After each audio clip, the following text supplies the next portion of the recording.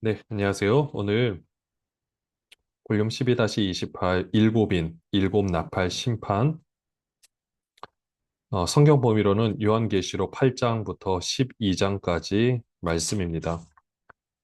제목처럼 일곱인, 그리고 또 일곱 번의 나팔, 그 심판에 대해서 나오는데요. 오늘 이 말씀 같이 읽으면서 함께 보도록 하겠습니다. 먼저 요한계시록 8장입니다. 일곱 제인을 떼실 때에 하늘이 반 시간쯤 고요하더니 내가 보매 하나님 앞에 일곱 천사가 서 있어 일곱 나팔을 받았더라. 또 다른 천사가 와서 제단 곁에 서서 금 향로를 가지고 많은 향을 받았으니 이는 모든 성도의 기도와 합하여 보좌 앞 금 제단에 드리고자 함이라. 향연이 성도의 기도와 함께 천사의 손으로부터 하나님 앞으로 올라가는지라. 천사가 향로를 가지고 제단에 불을 담아다가 땅에 쏟음에 우레와 음성과 번개와 지진이 나더라. 여기까지 딱 말씀을 봤을 때 여러분들 머릿속으로 한번 그림을 그려보시면 되는데요. 우리 성도님들이 열심히 그 어려운 상황을 놓고 기도를 할 때 그 기도를 지금 천사가 그러니까 금 향로에 금 대접에 담아서 그 앞에서 이렇게 막 쏟아붓고 있는 그 모습을 생각해 보시면 됩니다. 하나님의 놀라운 역사가 성도들의 기도를 통해서 이루어지고 있는 것을 우리 눈에 보여지는 것처럼 이렇게 설명을 해주고 있는 거죠. 또 그러면서 이제 인 심판을 우리 이제까지 봤는데 항상 패턴이 여섯 가지는 쉽게 쉽게 나오다가 마지막 일곱 번째는 오랜 시간 동안 이렇게 끄는 것을 보게 되는데요. 지금 바로 일곱 인을 딱 뗄 때 어떤 게 준비됐습니까? 일곱 나팔이 준비되는 거죠. 바로 그리스도께서 세상과 싸우고 있는 이 모습. 그 세상과 싸운다라는 게 그냥 원수를 갚는다 정도가 아니죠. 물론 원수를 갚는데 어떻게 갚느냐? 사람한테 갚는 것이 아니라 그 사람들을 지배하고 조종하고 있는 그 악한 세력들, 그 바로 죄의 세력, 그 부분과 함께 싸운다라는 거죠. 하나님의 아들이 나타나신 것은 마귀의 일을 멸하려 하심이라. 바로 그 모든 행위들을 멸하시려고 성도들의 기도를 통해서 그 놀라운 역사가 일어나고 있다라는 거죠. 그래서 우리가 기도할 때 우리는 무엇을 달라고 기도하는 것에 그칠지 모르겠지만 사실은 그 이면에는 우리가 이 상황들, 나라와 또 우리의 가정의 또 교회의 모든 상황들을 놓고 기도할 때 우리의 기도가 응답되지 않는 것이 아니라 다 응답되는 거죠. 하나님의 놀라운 역사를 통해서. 근데 우리의 기도를 통해서 이루어지고 있다라는 것입니다. 지금 성도님들이, 초대교회 성도님들이 열심히 기도하고 있는 거예요. 그래서 그 어려운 환경 가운데서 그 악한 세력들이 물러가게 되고 그 가운데 하나님의 통치가 임해지는 놀라운 역사가 일어나게 되는 거죠. 드디어 이제 일곱 나팔이 준비가 되었습니다. 6절부터 보시면요. 일곱 나팔을 가진 일곱 천사가 불기를 준비하더라. 첫째 천사가 나팔을 부니 피 섞인 우박과 불이 나와서 땅에 쏟아지매 땅의 3분의 1이 타버리고 수목의 3분의 1도 타버리고 각종 푸른 풀도 타버렸더라. 둘째 천사가 나팔을 부니 불 붙는 큰 산과 같은 것이 바다에 던져짐에 바다의 3분의 1이 피가 되고 바다 가운데 생명 가진 피조물들의 3분의 1이 죽고 배들의 3분의 1이 깨지더라. 셋째 천사가 나팔을 부니 횃불같이 타는 큰 별이 하늘에서 떨어져 강들의 3분의 1과 여러 물샘에 떨어지니 이 별, 이 이름은 쓴쑥이라. 물의 3분의 1이 쓴쑥이 되매 그물이 쓴물이 되므로 많은 사람이 죽더라.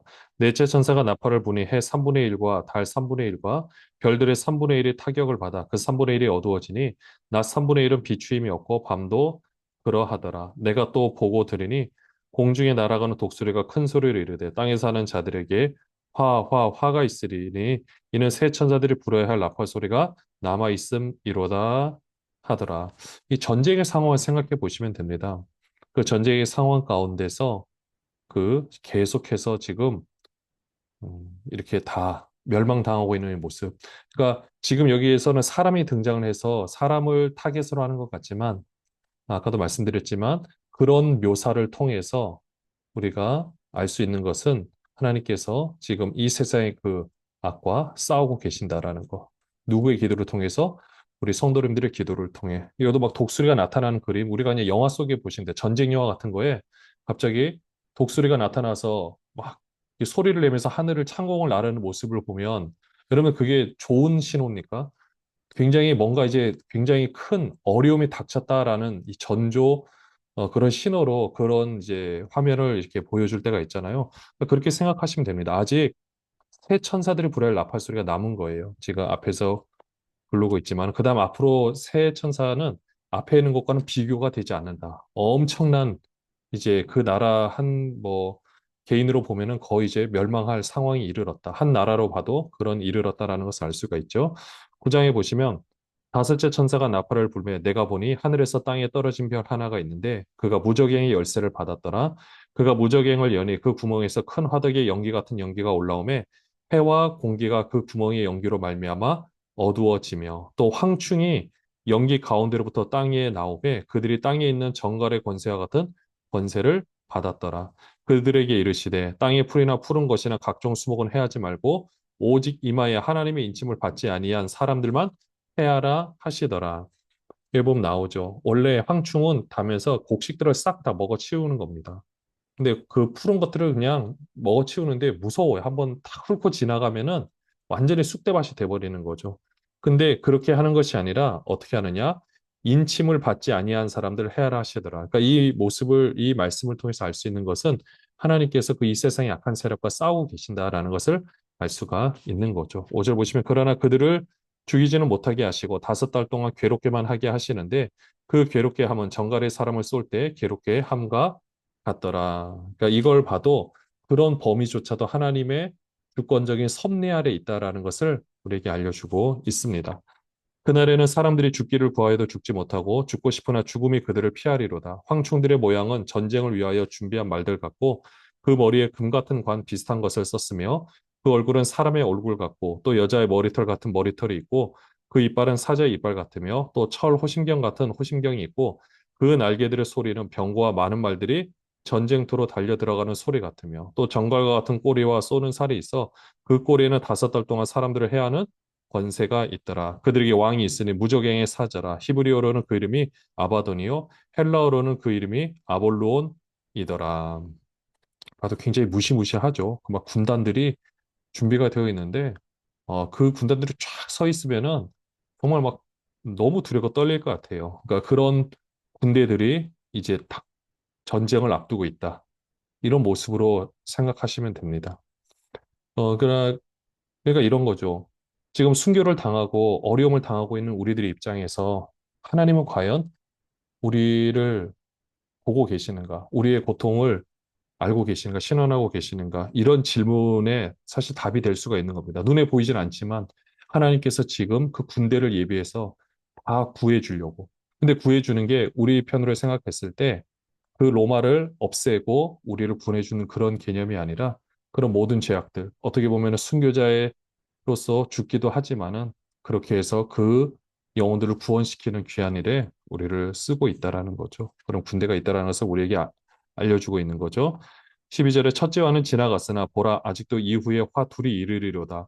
여섯째 천사가 나팔을 불매 내가 들으니 하나님과 금제단 넷불에서 한 음성이 나서 나팔 가진 여섯째 천사에게 말하기를 큰 강 유브라데에 결박한 네 천사를 놓아주라 하며 네 천사가 놓였으니 그들은 그 년 월 일시에 이르러 사람 3분의 1을 죽이기로 준비된 자들이더라. 마병대의 수는 2만 마이니 내가 그들의 수를 들었노라. 여기서 이 표현도요. 다 이게 문자적 표현으로만 볼 것이 아니라 그 가운데서 잘 보시면 3분의 1 죽였다. 뭐 거의 다 죽는 거죠. 마병대 수가 2만 만이다. 이거는 상상하기 어려운 숫자라고 생각하시면 됩니다. 그만큼 그 당시 군대가 2만 만이면 2억 정도 되는 군대가 준비되었다. 네, 그러니까 우리가 알고 있는 우리는 지금 억 단위를 그냥 쉽게 쓰겠지만 그 당시 2억의 군대가 준비되었다는 것은 한 나라로서 할 수 있는 부분이 아니죠. 네, 그러니까 그렇게 철저하게 그리고 정말 모든 것들이 다 준비가 되었다라는 거죠. 이 같은 환상 가운데 그 말들과 그의 탄자들을 보니 불빛과 자줏빛과 유황빛 호심경이 있고 또 말들의 머리는 사자머리 같고 그 입에서는 불과 유황이 나오더라. 딱 봐도 군대의 모습이 어떤지 막그 공포심을 막 자극하는 거죠. 이 세 재앙 곧 자기들의 입에서 나오는 불과 연기와 유황으로 말미암아 사람 3분의 1이 죽임을 당하니라. 이 말들의 힘은 입과 꼬리에 있으니 꼬리는 뱀 같고 또 꼬리에 머리가 있어 이것으로 해하더라. 이 재앙에 죽지 않고 남은 사람들은 손으로 행한 일을 회개하지 아니하고 오히려 여러 귀신과 또는 보거나 듣거나 다니거나 하지 못하는 금, 은, 봉과 목속의 우상에게 절하고 또 그 살인과 복술과 음행과 도둑질을 회개하지 아니하더라. 여러분 여기를 봐도 이게 지금 단순한 어떤 사람을 대상으로 죽인다. 그러니까 복수하듯이 죽는다라는 개념으로 볼 것이 아니라 지금 보면은 아직도 이 죄악에서 돌이키지 못하는 사람들, 그러니까 그들을 지배하고 있는 그 악한 세력들에 대한 심판인 것을 알 수가 있는 겁니다. 그러니까 아직 어떤 사람들은 거기서 헤어나오지 못하고 있는 거예요. 그러니까 우리 여기까지 이렇게 봤고요. 10장에 보시면 또 내가 또 보니 힘센 다른 천사가 구름을 입고 하늘에서 내려오는데 그 머리 위에 무지개가 있고 그 얼굴은 해 같고 그 발은 불기둥 같으며 그 손에는 편호인 작은 두루마리를 들고 그 오른발은 바다를 밟고 왼발은 땅을 밟고 사자가 부르짖는 것 같이 큰 소리로 외치니 그가 외칠 때 일곱 우레가 그 소리를 내어 말하더라. 일곱 우레가 말을 할 때 내가 기록하려고 하다가 곧 들으니 하늘에서 소리가 나서 말하기를 일곱 우레가 말한 것을 임봉하고 기록하지 말라 하더라. 내가 본바 바다와 땅을 밟고 서 있는 천사가 하늘을 향하여 오른손을 들고 세세토록 살아계시니 곧 하늘과 그 가운데 있는 물건이며 땅과 그 가운데 있는 물건이며 바다와 그 가운데 있는 물건을 창조하신 이를 가리켜 맹세하여 이르되 지체하지 아니하리니 일곱째 천사가 소리내는 날 그의 나팔을 불려고 할 때 하나님이 그의 종 선지자들에게 전하신 복음과 같이 하나님의 그 비밀이 이루어지리라 하더라. 여러분들 여기도 보세요. 일곱째 천사가 나팔을 불려고 할 때 그종 선지자들에게 전하신 복음과 같이 복음이 뭡니까? 복된 소식이죠. 하나님께서 이 세상을 구원하시겠다라는 이 귀한 소식이죠. 그 하나님의 비밀이 이루어지리다. 사도 바울도 계속해서 바울서 신선을 보면은 창세로부터 감추어졌던 비밀, 예수 그리스도의 피 묻은 복음을 전하는 십자가의 복음을 전하는 것이라 그랬는데 이런 복음 결국 뭡니까? 죄 문제를 해결한 거였잖아요. 이런 부분들이 드디어 다 해결이 될 것이다. 그 지금 상황 끝에서 해결이 되고 앞으로 다 해결이 될 것이다. 바로 하나님의 나라가 임하여서 하나님의 통치가 임하여질 것이다라는 말씀들을 해주고 있는 겁니다. 그러니까 여기까지 봐도 이걸 하나의 어떤 어, 곳에 문자로만 막 대입하고 비유로만 막 풀이하고 이런 개념이 아니라 전체적인 맥락에서 보면은 하나님께서 이 모든 것들을 지금 역사하고 계신다라는 것을 알 수가 있는 거죠. 8절에 보시면 하늘에서 나서 내게 들리던 음성이 또 내게 말하여 이르되 내가 가서 바다와 땅을 밟고 서 있는 천사와의 손에 편호인 두루마리를 가지라 하기로 내가 천사에게 나아가 작은 두루마리를 달라 한즉 천사가 이르되 갖다 먹어버리라 내 배에는 쓰나 내 입에는 꿀같이 달리라 하거늘 내가 천사의 손에서 작은 두루마리를 갖다 먹어버리니 내 입에는 꿀같이 다나 먹은 후에 내 배에서는 쓰게 되더라. 네, 그러니까 이 말씀은 막상 내가 하나님의 말씀을 전하는 자 또는 이런 사명을 받았을 때는 어떻습니까? 기쁨으로 정말 그것을 감당하고 정말 귀한 일인데 막상 그 사명을 감당하게 되면 때로는 사람들이 듣기 싫어하는 소리를 해야 되고 그것 때문에 욕을 먹기도 하고 손해를 보기도 하고 힘든 삶을 살 수도 있다라는 거죠. 그래서 내 배에선 쓴데 입에서는 달다라고 이렇게 표현을 하고 있고요.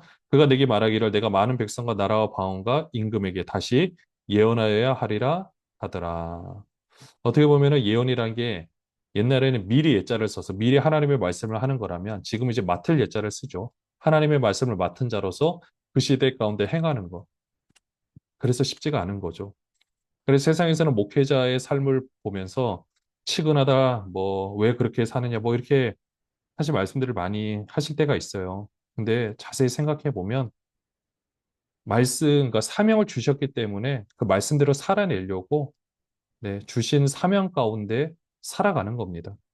세상의 기준으로 뭐 잘 됐냐 못했냐 사실 이런 거를 논하기 전에 예전에는 거기에 참 민감히 반응하고 그랬다라면 지금은 보면은 묵묵히 뭐 성도의 수가 몇 명이든 또는 어떤 뭐 어느 정도의 수입을 가지냐 마느냐 떠나서 말씀대로 그 자리에서 살아내고 있는가 그리고 그 말씀을 바르게 전하고 있는가 사실 이것이 제일 중요하더라고요. 근데 이것을 이해해 줄 수 있는 사람은 사실 그렇게 많지는 않습니다. 그러나 말씀을 맡은 자로서 이 예언을 하는 모습, 요한도 이런 예언자로서 하나님의 말씀을 전해야 되는 사명이 있었죠. 그러니까 요한은 끝까지 살아남았잖아요. 여러분들 그게 복된 삶이라 할 수 있겠지만은 요한 개인의 입장에서 보면 참 힘들고 어려웠을지도 모릅니다. 근데 마지막에 기록을 해야 되는 사명이 있기 때문에 요한은 끝까지 하나님께서 생명을 주신 거거든요. 그래서 이 모든 것들을 그대로 다 기록하고 또 그 당면한 문제를 해결해야 되는 사명이 있었으니까. 우리도 그 하나님의 말씀을 맡은 자로서 귀한 사명 잘 감당하기를 바랍니다. 우리 11장 계속 볼게요. 또 내게 지팡이 같은 갈대를 주며 말하기를 일어나서 하나님의 성전과 제단과 그 안에서 경배하는 자들을 측량하되 성전 바깥 마당은 측량하지 말고 그냥 두라. 이것은 이방인에게 주었은즉 그들이 거룩한 성을 42달 동안 짓밟으리라. 내가 나의 두 증인에게 권세를 주리니 그들이 굵은 베옷을 입고 1260일을 예언하리라. 그들은 이 땅의 주 앞에 서 있는 두 감람나무와 두 촛대니 만일 누구든지 그들을 해하고자 하면 그들의 입에서 불이 나와서 그들의 원수를 삼켜 버릴 것이요 누구든지 그들을 해하고자 하면 반드시 그와 같이 죽임을 당하리라. 그들이 권능을 가지고 하늘을 닫아 그 예언을 하는 날 동안 비가 오지 못하게 하고 또 권능을 가지고 물을 피로 변하게 하고 아무 때든지 원하는 대로 여러 가지 재앙으로 땅을 치리로다. 그들이 그 증언을 마칠 때 무적행으로부터 올라오는 짐승이 그들과 더불어 전쟁을 일으켜 그들을 이기고 그들을 죽일 터인즉 그들의 시체가 큰 성길에 있으리니 그 성은 영적으로 하면 소돔이라고도 하고 애굽이라고도 하니 곧 그들의 주께서 십자가에 못 박히신 곳이라. 여기 십자가 이렇게 나오죠. 하나님의 말씀을 맡아서 복음을 전하고 끝까지 설교하고 사명을 감당하는 자의 모습들이 어떤지를 알려주고 있는 겁니다. 그 죄의 권세, 그 당시 로마의 권력으로 말씀을 전하다가 죽임을 당할 수도 있어요. 그게 보면은 참 비참하다라고 생각할 수 있겠지만 오늘 이 말씀 이 전체적인 맥락에서 보면은 하나님께서 사명을 주셨기 때문에 그 사명을 감당하는 거고 또 그 사명 감당하는 동안은 하나님께서 이 말한 대로 이루어지는 놀라운 역사들을 일으켜 주셨던 것을 보게 됩니다. 그 말씀에 대한 권위가 있을 수 있도록. 왜냐하면 그래야 살아낼 수 있으니까. 말씀대로 살아낼 수 있고 또 말씀대로 그것을 지켜낼 수 있었기 때문에 그렇습니다. 그렇지만 그래도 이렇게 비참하게 죽임을 당할 때도 있었죠. 구제를 보시면 백성들과 족속과 방언과 나라 중에서 사람들이 그 시체를 사흘 반 동안을 보며 무덤에 장사하지 못하게 하리로다. 이 두 선지자가 땅에 사는 자들을 괴롭게 한 고로 땅에 사는 자들이 그들의 죽음을 즐거워하고 기뻐하여 서로 예물을 보내리라 하더라. 3일 반 후에 하나님께서 생기가 그들 속에 들어가매 그들이 발로 일어서니 구경하는 자들이 크게 두려워하더라. 하늘로부터 큰 음성이 있어 이리로 올라옴을 그들이 듣고 구름을 타고 하늘로 올라가니 그들의 원수들도 구경하더라. 그때 큰 지진이 나서 성 10분의 1이 무너지고 지진에 죽은 사람의 7천이라 그 남은 자들이 두려워하며 영광을 하늘의 하나님께 돌리더라. 둘째 화는 지나갔으나 보라 셋째 화가 속히 이르는도다. 네, 그렇게 해서 계속해서 이 심판들이 진행되고 있는 것을 보게 됩니다. 근데 맥락들은 다 비슷해요. 이 세상에서 고통을 받고 고난을 받고 또 리더십으로서 얼마나 힘들고 어려운 일들이 많겠습니까? 그런데 그 복된 삶은 어떻게 보면 사명자로서 복된 삶은 물론 나중에 안정된 생활을 하면서 뭐 그것을 통해서 보여주고 간증하는 삶이라 할 수 있겠지만 힘들고 어려도 말씀대로 사는 삶인 것 같습니다. 사명을 감당하는 삶. 잠깐을 쓰임 받아도 그게 훨씬 더 중요하지 않겠습니까? 아니, 그거는 잠깐 쓰임 받는다는 것은 세상의 기준인 것 같아요. 그 한때의 쓰임을 받기 위해서 준비되었던 시간들을 생각하면 하나님은 그 준비되는 시간을 외면하지 않으신다라는 거죠. 모세가 40년 동안 쓰임 받은 시간, 40년 광야 생활은 쓰임 받지 않았냐? 아니요. 또 40년 동안의 애굽에서의 생활을 쓰임 받지 않았냐? 아닙니다. 그 40년과 광야의 40년이 없으면 이스라엘 백성 인도한 40년은 있을 수가 없습니다. 오늘의 내가 쓰임 받는 이 시간을 위해서 이제까지 하나님께서 준비한 시간들이 분명히 있다라는 거죠. 15절에 보시면 일곱째 천사가 나팔을 불매 하늘에 큰 음성들이 나서 이르되 세상 나라가 우리 주와 그의 그리스도의 나라가 되어 그가 세세토록 왕노릇 하시리로다 하니 하나님 앞에서 자기 보좌에 앉아 있던 24 장로가 엎드려 얼굴을 땅에 대고 하나님께 경배하여 이르되 감사하옵나니 옛적에도 계셨고 지금도 계신 주 하나님 곧 전능하신 이여 친히 그 권능을 잡으시고 왕노릇 하시도다. 이방들이 분노하며 주의 진노가 내려 죽은 자를 심판하시며 종 선지자들과 성도들과 또 작은 자든지 큰 자든지 주의 이름을 경외하는 자들에게 상 주시며 또 땅을 망하게 하는 자들을 멸망시킬 때로소이다 하더라. 이에 하늘에 있는 하나님의 성전이 열리니 성전 안에 하나님의 언약궤가 보이며 또 번개와 음성들과 우레와 지진과 큰 우박이 있더라. 일곱째 나팔이 불 때 이 놀라운 역사들이 계속해서 일어나는 것을 보게 됩니다. 하나님께서 친히 이 모든 문제를 다스리고 계신 거죠. 그래도 이제 12장입니다. 하늘에 큰 이적이 보이니 해를 옷 입은 한 여자가 있는데 그 발 아래에 달이 있고 그 머리에는 12별의 관을 썼더라. 이 여자가 아이를 베어 해산하게 되매 아파서 애를 쓰며 부르짖더라. 하늘에 또 다른 이적이 보이니 보라 한 큰 붉은 용이 있어 머리가 일곱이어 뿔이 열이라. 그 여러 머리에 일곱 왕관이 있는데 그 꼬리가 하늘의 별 3분의 1을 끌어다가 땅에 던지더라. 용이 해산하려는 여자 앞에서 그가 해산하면 그 아이를 삼키고자 하더니 여자가 아들을 낳으니 이는 장차 철장으로 만국을 다스릴 남자라. 그 아이를 하나님 앞과 그 보좌 앞으로 올려가더라. 여기 봐도 이 여자가 사실 그 당시 핍박을 받고 있는 교회의 모습이죠. 그러면 용은 당연히 사단, 네, 그 악한 세력을 말하고 있는 거죠. 그 세력에 의해서 여자, 곧 교회가 핍박을 받고 있고, 여자는 아들을 낳아서 그 아들이 이 모든 만국을 다스릴 권한을 가지고 있다라고 이야기를 하고 있죠. 자, 6절에 보시면 그 여자가 광야로 도망함에 거기서 1260일 동안, 아까도 사실 1260일이 계속 나오는데, 한 3년 뭐 반 정도 되겠죠. 그러니까 그냥 요한계시록에 이렇게 수시로 등장하는 표현입니다. 문자적으로 딱 해석할 게 아니라, 그 당시 이게 묵시문학 장르니까, 물론 그 당시의 상황들을 이렇게 놓고 보면 되는데, 3년 반이면 굉장히 긴 시간이죠. 거기서 그것을 그러니까 완벽하게 잘 준비가 됐다라는 거죠. 광야로 도망해서 어떻게 보면 이 시간이 길 수가 있다라는 거죠. 그를 양육하기 위하여 하나님께서 예비하신 곳이 있더라. 하늘에 전쟁이 있으니 미가엘과 그의 사자들이 용과 더불어 싸울세. 용과 그의 사자들도 싸우나 이기지 못하여 다시 하늘에서 그들이 있을 곳을 얻지 못한지라. 큰 용이 내쫓기니 옛뱀 곧 마귀라고도 하고 사탄이라고도 하며 온 천하를 꿰는 자라. 그가 땅으로 내쫓기니 그의 사자들도 그와 함께 내쫓기니라. 여기 보면 나오죠.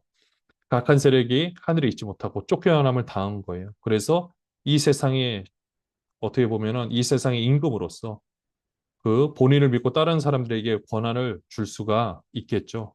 그러니까 우리가 모든 물질만을 따르고 쾌락과 모든 우리 눈에 보이는 그리고 그것만을 따른다는 삶이 얼마나 비참한 삶인지 알 수 있는 부분이기도 합니다.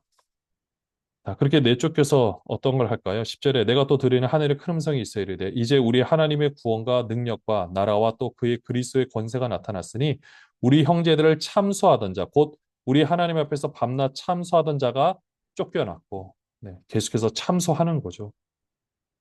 마치 욥기에서 보면은 하나님의 아들들이 있고 사단이 와서 욥을 막 참소하고 있는 모습이죠. 하나님이 모든 걸 주셨기 때문에 그런 거 아니냐, 뭐 이런 모습들인 거죠. 11절에 또 우리 형제들이 어린 양의 피와 자기들의 증언하는 말씀으로써 그를 이겼으니 그들은 죽기까지 자기들의 생명을 아끼지 아니하였도다. 여러분 순교자들이 이렇다라는 거죠. 증언하는 말씀을 하는데 때로는 내 생명을 아낄 만도 하지만 그대로 순교의 제물로 바쳐지는 겁니다. 여러분들 그들의 피가 그 땅을 적셨고 그 땅이 저주에서 풀리는 역사가 일어났죠. 우리 대한민국도 마찬가지죠. 우리가 이름도 알 수 없고 사실 우리가 역사 교과서에서 배우는 그 유명한 선교사님들 말고 이름 없이 빛도 없이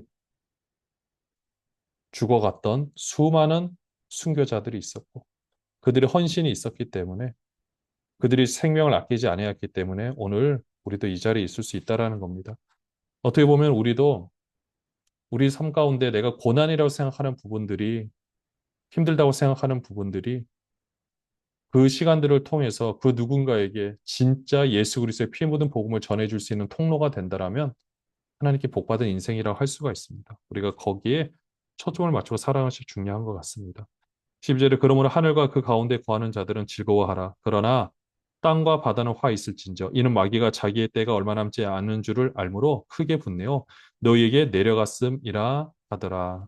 이게 보면 나오죠. 그래서 순교 당하고 있는 그들을 향해서 사람들은 불쌍한 거죠. 그 뒤에 배후에 누가 조절하고 있는지 초대교회 성도들한테 알려주고 있는 겁니다.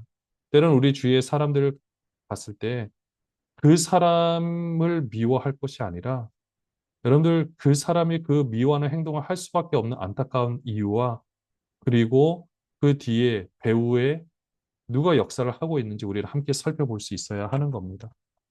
13절에 용이 자기가 땅으로 내쫓긴 것을 보고 남자를 낳은 여자를 박해하는지라 그 여자가 큰 독수리의 두 날개를 받아 광야 자기 곳으로 날아가 거기서 그 뱀의 낯을 피하여 한 때와 두 때와 반 때를 양육받으며 여자의 뒤에서 뱀이 그 입으로 물을 강같이 토하여 여자를 물에 떠내려 가게 하려 하되 땅이 여자를 도와 그 입을 벌려 용의 입에서 토하는 강물을 삼키니 용이 여자에게 분노하여 돌아가서 그 여자의 남은 자손 곧 하나님의 계명을 지키며 예수의 증거를 가진 자들과 더불어 싸우려고 바다 모래 위에 서 있더라. 네, 요것도 봐도 이게 어떤 이제 맥락인지 이제 막 그림으로 그려지시죠? 그 여자의 남은 자손이 누구냐? 교회의 남은 자손. 교회를 통해서 낳은 어떻게 보면 태신자, 그리고 교회를 통해서 예수를 믿게 된 수많은 성도들, 그들이 누구예요? 하나님의 계명을 지키며 예수의 증거를 가진 자들이라고 되어 있죠. 우리가 그런 사람들이죠. 그래서 우리는 주님의 몸된 교회를 사랑하는 겁니다. 우리 주님께서 그 몸된 교회를 세우기 위해서 그 생명을 헌신했던 것처럼 우리도 그 교회를 통해서 우리도 살고 또 다른 누군가도 살기 때문에 그렇습니다. 기도하겠습니다. 하나님 아버지, 이렇게 오늘 요한계시록을 또 살펴보았습니다. 참 어려운 말씀이기도 하지만 또 한편으로 생각해 보면 하나님의 심정으로 바라보니 얼마나 귀한 말씀인지 또 하나님께서 얼마나 우리를 배려하고 또 우리를 위해서 싸우고 계시는지 알 수 있는 시간이었습니다. 하나님 오늘도 우리가 말씀을 맡은 자로서 이 귀한 사명 잘 감당하게 하여 주시옵소서. 역사하여 주시고 통치하여 주시고 하나님의 통치함을 바라보는 고귀한 시간 되게 하여 주시옵소서. 예수 그리스도의 이름으로 기도합니다. 아멘.